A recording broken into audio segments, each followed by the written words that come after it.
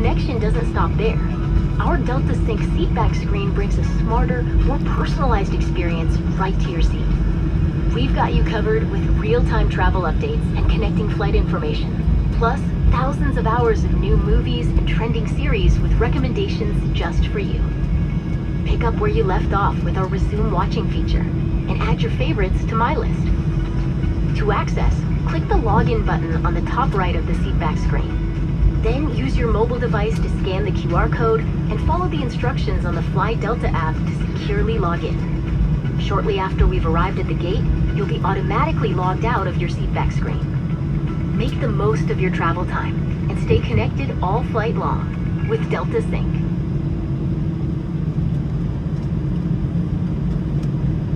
Paalis na tayo.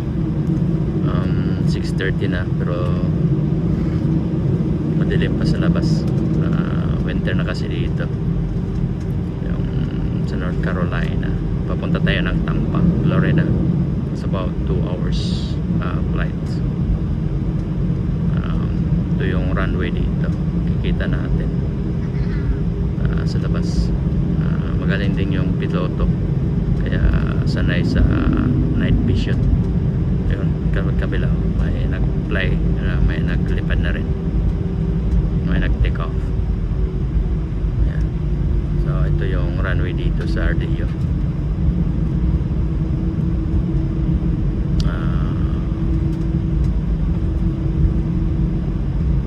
Pa-taxing pa muna. Ito yung runway na napakaganda tingnan, no? Ayan, color coded siya. Ayan. Marami pagsing nauna sa atin, kaya ito nakalinya pa tayo, so nag-backing na siya. Ayan, diretso na ito pa-fly. May isa pa ka-aeroplano doon nakahintay. Ayan, naghihintay lang ng boilo. Ito, boilo na tayo. Ayan, ito, malakas na siya, malakas na.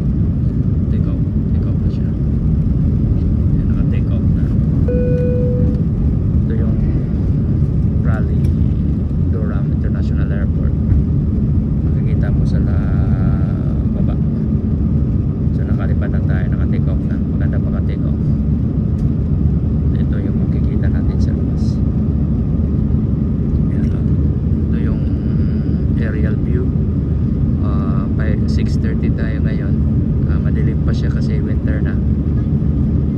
Yan, makita natin ito yung view sa taas. Maya maya ay hindi na natin makita kasi pataas na yung aeroplano. Nakaswerte tayo kasi naka window side tayo. Ito yun, matraffic na rin sa baba. Peak hour na kasi 6:30 hanggang 7. Dami ng mga sasakyan sa baba.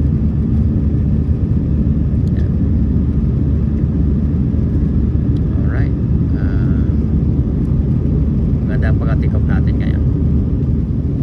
Ito yung aerial view ng RDO, Raleigh-Durham International Airport. 6:30 ng umaga. Malapit din itong Raleigh. Ito yung kapital ng North Carolina, pero mas magaraming tao sa Charlotte.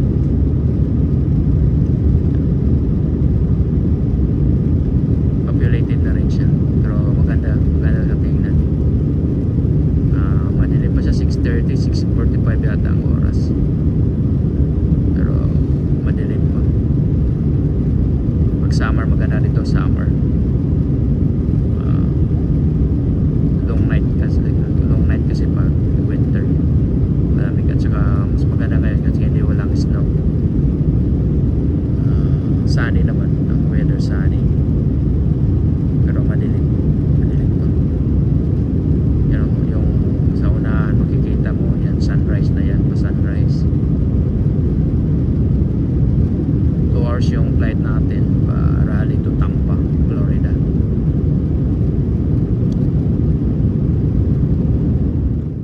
nakadak na yung barko. Ito yung pier ng Dominican Republic. 5:45 na pero madilim pa. So walang katao-tao kasi alas 7 kasi yung disembarkation. So ito yung pier, alas 6 o alas 5:45 ng umaga. Tsaka ito yon madilim pa dito sa Caribbean ng alas 5. Advance sila ng 1 hour sa New York time. Yan, maaliwalas naman yung kalangitan. Yung makikita mo pa yung mga bituin, mga stars. Tsaka ito yung buwan. Ayan, yan ang buwan. Tsaka ito na yung buwan dito. Pier. Tsaka tingnan natin kung makikita nyo. Tsaka ito yung dulo ng barko. Ayan o. So nakatali na siya doon. Naka-anchor na siya. Diyan. Yan yung pinakadulo ng barko. So hintay na lang tayo ng alas 7. Close pa yung gate o. Close pa nila yung gate. Wala pang katao-tao para walang makapasok na bisita. At saka mamaya ready na yung mga pass dyan para sa excursion. So yan ang nasa labas ng pier ng Dominican Republic. So alas 6 open na din yung kitchen or dining hall para almusal. Ito na yung unahan ng barko. Yan o. Makikita niyo yung malaking bilog. At saka yung plug, pinalitan na ng plug ng Dominican Republic. So meaning nandito na tayo sa Dominican Republic. At saka yan, yun yung mga ilaw dito. 5:45 na pero madilim pa pala dito. Ito yung mga ina-standbyan natin dito. Yan. Yan naman, may mga tao na. Yan. May mga service na dyan. Tingnan natin sa taas nyo. Okay. Ayan. Yan yung kadak na tayo pero madilim pa. Hindi pa pinalabas yung mga pasahero. Ayan. Okay. Mag breakfast muna tayo 6 o'clock. Then 7 alisan na or labasan na. Tsaka may mga excursion tayo mamaya. Ayan. Yun lang. Ito yung Curaçao kapag gabi. So maganda din yung mga lights nila dito. Ayan. Maganda din siya kasi under siya sa Dutch government, Amsterdam. So yung mga tao dito dalawa ang nationality. So they have Curaçao and then Dutch.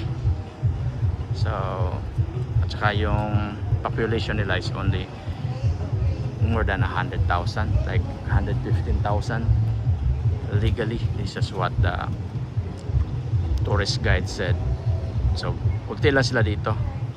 So napakaganda kasi yung government nila, tinutulungan sila sa Amsterdam or Dutch government. Sabi pa ng tourist guide, kapag mag-aral ka ng college, kapag makuha mo lang ng 4 years, wala ka nang bayaran. Trabaho ka rin ng 4 years sa government, wala ka nang bayaran sa tuition fee. Yan. Kanina nakalabas tayo, so nakita natin yung area ng Curaçao. Hindi siya masyado malaki. Maikot mo lang ng mga maybe the whole day, maikot mo na siya. So konti lang ito na island. Ito naman yung gabi kasi mamaya pa tayo mag aalis mga 8:30. So mga 30 minutes or 45 minutes from now, alis na ito. Yeah. So napakaganda. Ito yung kulay ng kanilang city paggabi. Marami pang mga kwan dyan. marami pang pasahero na darating para mag check in, para aalis na yun. 8:30 aalis na itong barko na to. Ito yung may mga beaches diyan, maganda paggabi.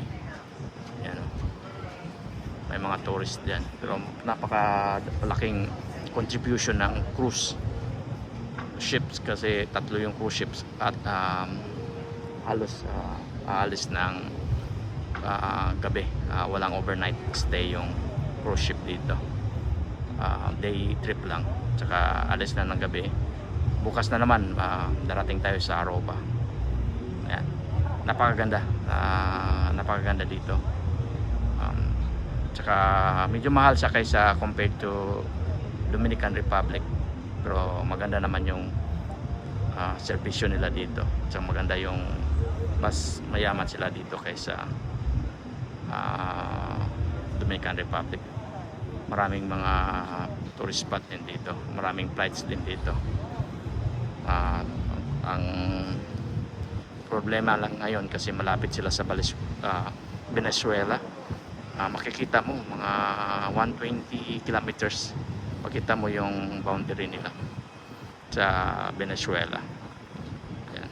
Pero napakaganda, maganda ang climate. Mainit siya, 80 Fahrenheit.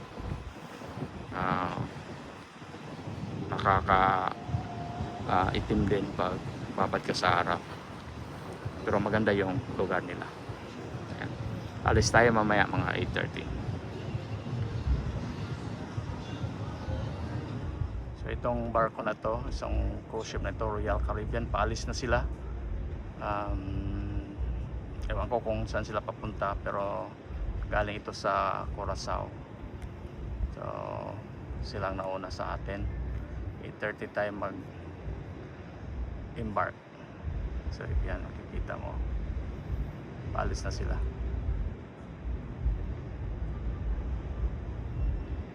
Unti-unti silang palayo. Ayan. Ganda tingnan. So dito yung galing sila dito. Ito yung Curaçao paggabi. So makikita natin yung mga lights nila dito. Ayan. So maganda din pag gabi, makikita mo yung mga lights nila. Ayan. Tsaka itong isang barko na to, paalis naman. Ayan siya, paalis na sila. Silang nauna kanina, nagdak kanina. So sila naman ang una yung paalis. Palayo na sila.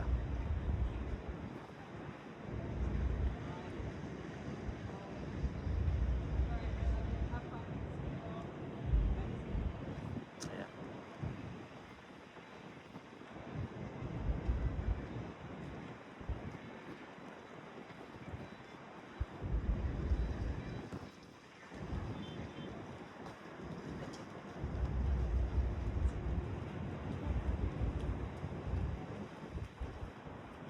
Alright, yun na sila.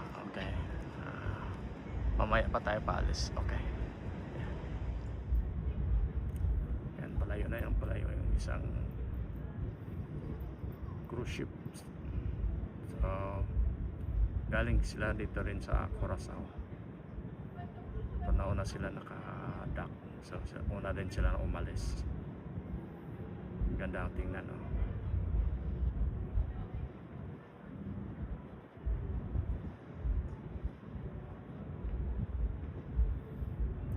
Sila na una naka-adapt dito. So sila rin unang umalis.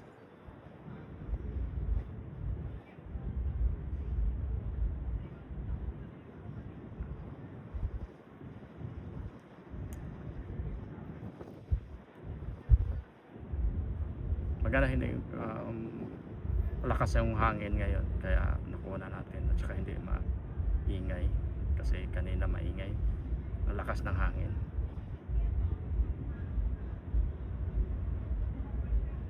Palayo na sila ng palayo. Ayan. Tsaka palakas yung takbo ng cruise ship. sila.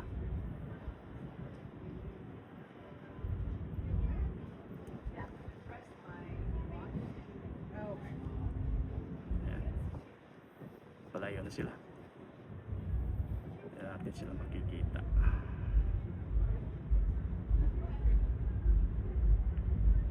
Ayan. Maghintay naman tayo kung kailan tumagalis yung barko natin. Nakadaong nga tayo sa Tampa, Florida. So ito yung Tampa at 6:30 AM. So bago lang tayo naka-dock. Tsaka hindi pa ready yung barko to disembark. So naka-chance tayo makakuha ng mga video. Iba yung view sa gabi, iba din yung view sa morning. So ito 6:30 ng umaga. Hindi pa tayo nakatabas, makakuha tayo ng view dito. Iba-iba kasi yung view ng port. Ito yung Tampa Bay, Florida. So bago lang nakadaong yung barko, bago lang nakadock. Saka may mga cruise ship din dito at saka barko na naka-dock na rin. 6:30 ng umaga. Ito left side ito ng barko. Mamaya kuhanan din natin ng sa kabila. So makita ninyo ang lahat na view. Malamig na, mas mainit doon sa Caribbean, lalo na sa Aruba. Napakainit. So dito sa Tampa malamig siya. Mga 20 degrees difference. Sa Tampa kasi mga 80 doon. Dito 60. So ganoon kalamig dito sa United States. Ayan. Puntahan din natin yon sa kabila. So dito na tayo sa Tampa Bay, Florida. So nakadock na yung barko natin. Kaso hindi pa siya ready mag-exit, mag-disembark. So nakakuha tayo ng chance na maka video dito. So ganito at 6:35 in the morning. Ito yung view ng Tampa Bay Port. Tsaka mamaya mga 7:30 maka disembark na tayo. So ganito ang itsura ng Tampa Bay at 6:30 in the morning. So yung mas malamig dito sa Tampa sa Florida kaysa doon sa Caribbean. Sa Caribbean kasi mga 80 degrees Fahrenheit. Dito naman 60, ngayon 60 degrees Fahrenheit. So malamig na yung simoy ng hangin. Pero maganda pa rin yung nandito ka na sa loob ng United States. Iba-iba kasi yung itsura ng ibang countries. So ito yung Tampa, Florida, USA. So makikita natin 6:30 na, 6:35 na. So madilim pa. Kaya makikita pa natin yung mga ilaw. Mamaya mga 7 o'clock baba tayo. Saka may tour tayo bago tayo balik ng North Carolina. Ayan, ito na yung view dito. At saka sa kabila naman po nandun natin banda. May mga ibang barko din dito. Yan yung Carnival cruise line. Cruise ships din siya. Pero mamaya pa siguro yan gabi maglarga or mag-embark. Yan, may cargo ship din dito. Isa, American Victory. Ayan. Kunan din natin sa kabila, tingnan natin kung maganda ba tong view doon. Ito naman yung view sa right side ng barko. So hindi masyadong mga building dito, pero makikita mo pa rin yung mga ilaw at ibang view naman dito, ibang forma naman dito. Hindi masyado ditong maganda ang view. Makikita mo pa rin yung mga iba't ibang klase ng mga building dito. So naikot natin yon. Ibang forma kasi pag maaraw, 6:40 na ng umaga, pero madalim pa rin. Pa-winter na kasi dito sa Amerika. So ito yung forma niya dito sa dito na banda. Ayan. So makikita natin na madilim pa siya. 6:40 na ng umaga. So ito yung Tampa Bay, Florida. So dito tayo nag-umpisa at dito rin nagtapos yung cruise itinerary natin. Mas malamig dito, mga 20 degrees difference. Sa Caribbean mga 80 degrees, lalo na sa Aruba mainit, pero dito mas malamig dito, mga 60 ngayon. Kaya pala mas maraming mga turista doon dumarayo sa Caribbean during winter time kasi mas mainit doon. Dito naman sa Amerika napakalamig, lalo na ngayon January to February hanggang March, tsaka mag spring na April.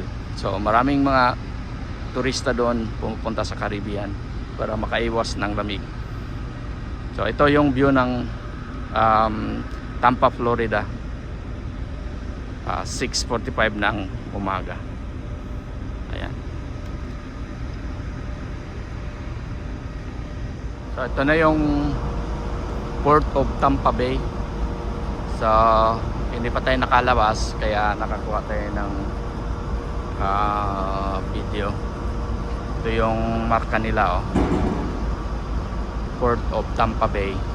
So mga 7:30 bukas na yung gangway. So ito yung may Florida Aquarium doon, no? So mamaya 7:30 labas na tayo. Naka-dock na yung barko kaso hindi pa open yung gangway. Naka-chance tayo na makakuha ng video dito sa pinakataas, dito sa sun deck. So ito yung view ng Florida, Tampa Bay, Florida port. 6:50 na ng umaga. Madilim pa siya, hindi pa siya, wala pang araw lumabas, wala pang sunset. So naka-chance tayo ng makakuha ng video dito. Maganda naman yung bay nila dito, organized. Yung port nila dito organized, at saka maganda din yung view dito. Malamig compare sa Caribbean. Yan. So ito na yung Tampa Bay port sa Florida, USA. So naka-chance tayo makakuha ng video kasi hindi pa open yung gangway. So 6:50 na ng umaga dito, 6:50 AM. So ganitong forma, madilim pa siya kasi mga 7:30 yata ang sunrise or 7:15 ang sunrise. Saka 7:30 naman open yung gangway. So naka-chance pa tayo na makakuha ng video kahit hindi masyado maaraw. Madilim pa siya pero makita naman, klaro naman dito sa video natin. Ito yung Tampa Bay Port, Florida, USA. Malamig dito, 60 degrees Fahrenheit compare sa Caribbean na 80 degrees Fahrenheit doon. So kaya pala maraming mga turista na pumupunta doon sa Caribbean pag winter time, kasi winter time ngayon sa Europe at saka dito sa North America. So maraming mga tao na pumupunta doon. So ito yung view dito sa labas or sa pinakamataas na view ng barko sa sun deck. So makikita natin to. Yan. So ito yung view dito. Ito ay 6:50 ng umaga, kaya madilim pa siya. Siguro 7:15 mag sunrise. So nakakuha tayo ng chance para maka video dito. Ayan. So ito yung view ng Tampa, Florida, USA. Marami ng mga sasakyan, marami ring mga ilaw pa. Hindi pa masyado maaraw, o hindi pa masyado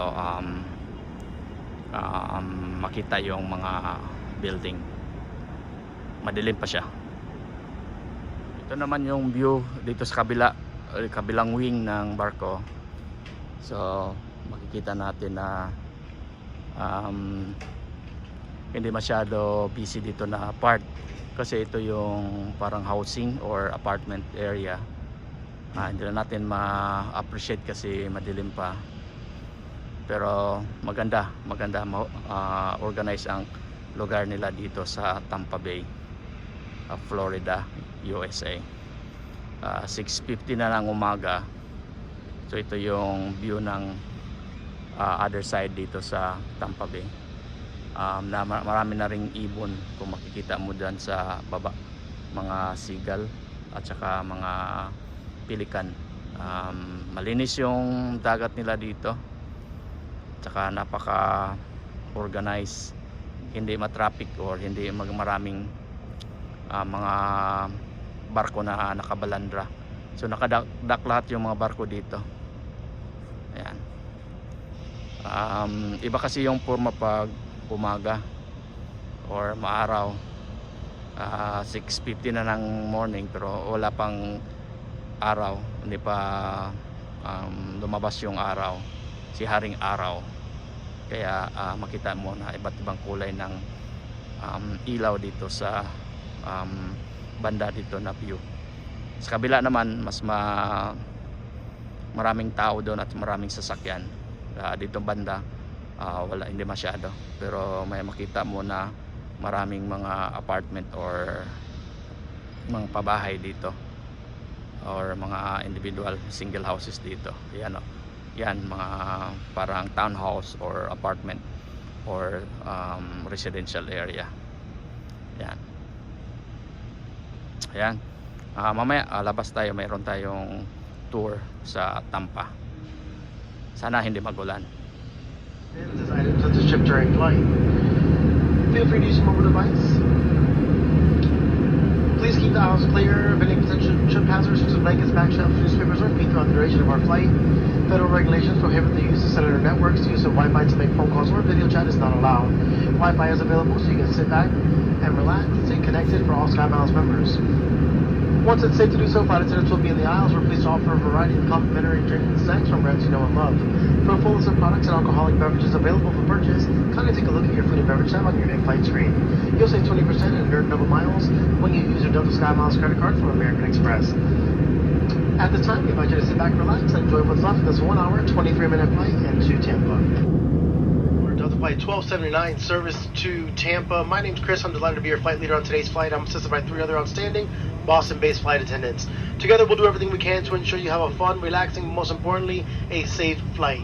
Before we can do that, if you can kindly direct your attention to the monitors in front of you for a quick video highlighting the safety features of this Airbus 320 aircraft. If your video monitor is not working, please let a flight attendant know.